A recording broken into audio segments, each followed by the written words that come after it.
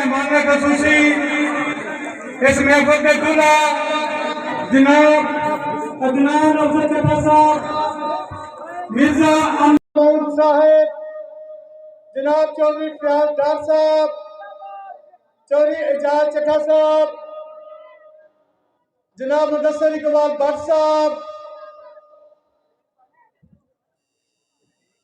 अज दे जनाब चड्ढा साहब अज दे जेडे मेजबान ने वो जनाब परवेज भट्ट साहब। पाक फौज, पाक फौज, अज पाक फौज तुहाडी मेजबान है जनाब। परवेज भट्ट साहब के नाल अदनान भट्ट साहब,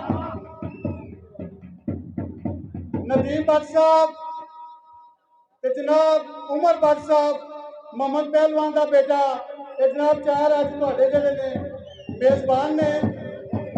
उन्होंने नाल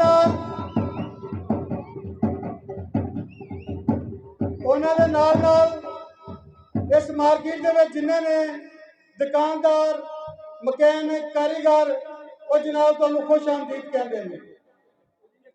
सानू पता तुसीं बड़े मसरूफ हो, थोड़ा लंबा चौड़ा टाइम नहीं लाँगे। असी सब नाल पहले अज के मेजबान परवेज भट्ट साहब उन्होंने नुमाइंदगी करेंगे नदीम भट्ट साहब और तुहानू खुश आमदीद कहेंगे।